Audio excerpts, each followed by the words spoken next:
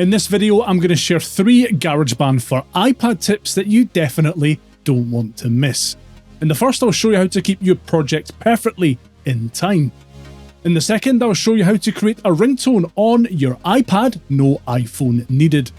And finally, I'll show you a really useful editing trick that you really need to try. Alright, here's a project I've thrown together using GarageBand for iOS's touch instruments. Take a listen.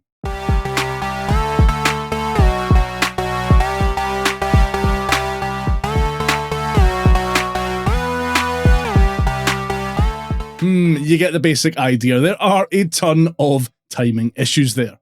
I'll start by tightening up the rhythm section. If I solo this drum track and then open the track controls, then tap on track settings and then on the quantization menu, I can choose from the following options. It's a fairly straightforward drum beat, so I'll just select straight here. I find that depending on the instrument and recording you're working with, 1/16th time is a good place to start when selecting your quantization value.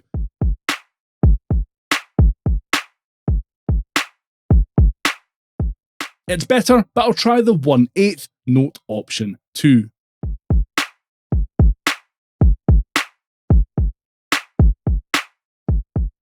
Alright, that sounds pretty good. Here it is in the project.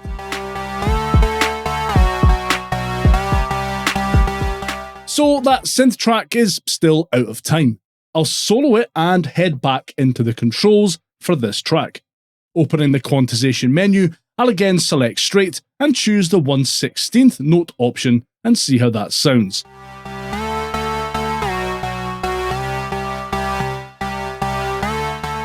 That sounds much better. Let's see how that sounds with the whole project.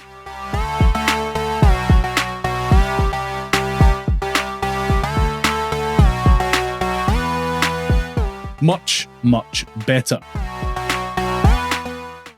I'm demoing this on iPad. If you're looking for a guide on how to do this on iPhone specifically, tap the card at the top of the screen now, or click the link that I put into the description box below. Okay, first off, I'll show you how to create your own ringtone using GarageBand. Then I'll demo how to use GarageBand to create a ringtone from an audio file you've downloaded to the music app or saved to your iPad. I've put timestamps below so you can jump to the section you need. If you don't already have GarageBand installed on your iPad, head to the iOS App Store. Type in GarageBand to the search bar and then hit Get. The easiest way to create your own ringtone in GarageBand is with live loops. These are fully formed beats put together using GarageBand's built-in loops and sounds, and they're all 100% royalty-free. To find live loops, open the GarageBand app. If it's your first time opening GarageBand, you'll be taken directly to this instrument menu. Otherwise, the last project you are working on will open. To start a new project from here, hit the save icon at the top of the screen, then tap the plus icon at the top of the My Songs menu. In the instrument menu, tap on Live Loops at the top of the screen, then select a genre to load up.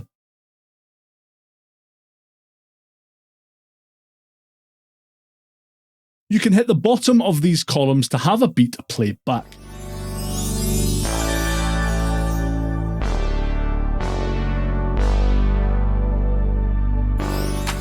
Before recording your ringtone beat, first tap on this blue metronome icon to turn it off, as it's not needed here.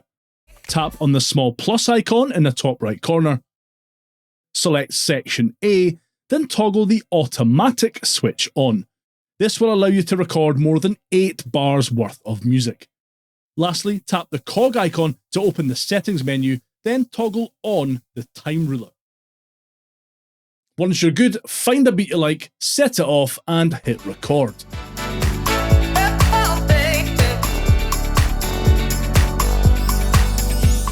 You can change the beat in real time as it's being recorded by tapping different columns too.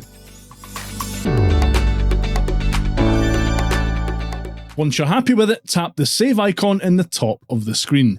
Your song will take a second to save, and once it's done, tap and hold on it. In the menu that appears, tap on Share. In this next menu, select the ringtone option. If your ringtone is longer than 30 seconds, you'll see this message. Just tap continue and it will be automatically shortened. Give your ringtone a name and then hit export. Once it's exported, you'll be able to assign it as your main ringtone, text tone, or assign it to a contact directly. You can also set your ringtone up at the settings menu. Open settings, go to sounds, tap on ringtones, and you'll be able to select your created ringtone from the list.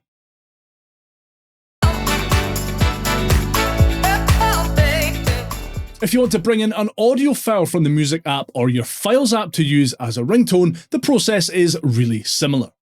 Create a new project by tapping the plus icon in the My Songs screen, but this time select Audio Recorder from the instrument menu. Again, you'll want to turn off the metronome. Adjust the section length to automatic by tapping on the plus icon in the top right, selecting section A, and then tapping the automatic toggle to on. And tap the cog icon to open the settings menu, then toggle on the time ruler. Remember, ringtones can be a maximum of 30 seconds long, and turning on the time ruler displays how long your recording is in minutes and seconds along the ruler. Next step is to tap on the loop icon in the top right of the screen. There are 3 tabs at the top of this menu. Apple Loops lets you use GarageBand's selection of stock samples, loops, and MIDI patterns. Tap on Files and you'll be able to view a list of any files you've imported to GarageBand previously, and you can bring in files from your Files app too. And the Music tab lets you import music files you own or are stored locally on your iPad. You can't bring in any tracks that you haven't downloaded to your iPad or any that are copy protected. So don't go into this thinking you can just rip any song from Apple Music into your GarageBand project. That just won't work. To bring a file you've downloaded or saved to your iPad, tap on the File tab here, then at the bottom here, tap on Browse Items from the Files app. From here, you can select which folder your files are located, then tap on which one you want to bring into GarageBand. After a few seconds, you'll see the file appear in the browser. Now it's just a case of tapping, holding, and dragging your file into a track.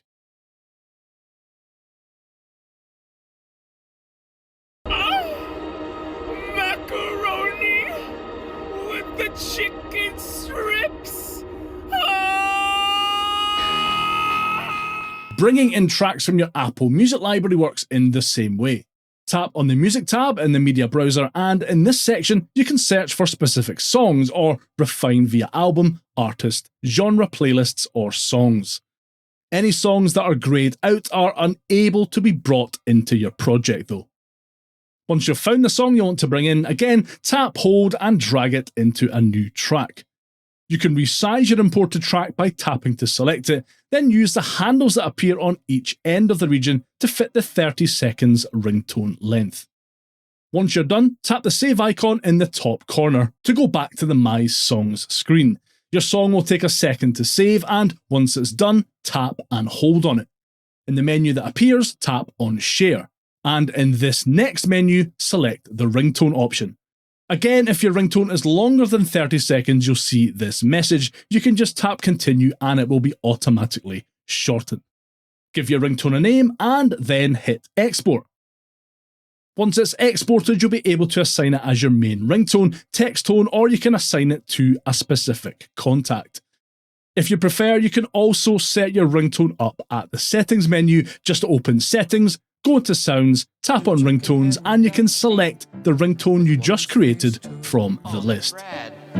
Was waiting in the bushes for us. On larger iPads like the 12.9-inch and 13-inch Pro and Air models, working with and editing tracks in real time is really straightforward, as you have access to both a track's regions and your track settings on one screen. On smaller iPad models, the process isn't quite as straightforward, as you need to keep swapping back and forth between the tracks and instrument views to make adjustments. What if I told you that you don't actually need to do that? In this audio track, for example, I have a region already recorded, but say I want to cut and resize it. Instead of tapping on the Tracks View button to access my regions, if I swipe down on the ruler, the instrument section moves down and I can access the region without switching screens. From here, I can edit the region as normal. I can cut, copy, delete, rename, trim, or split the region and access its settings without changing views.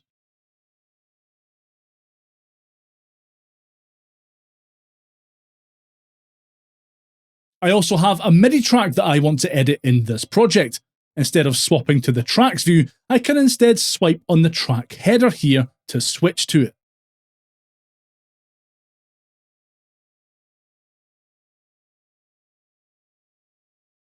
Just like the audio track, I can access all editing options here without having to switch over views. I can dive in and edit notes,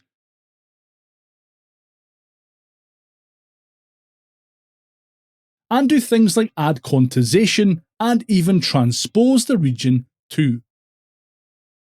What about drummer tracks then? Well, in drummer tracks, this feature already exists, so you don't need to do any steps to edit your drummer regions. You don't even need to come out of this instrument view to add new tracks to your project.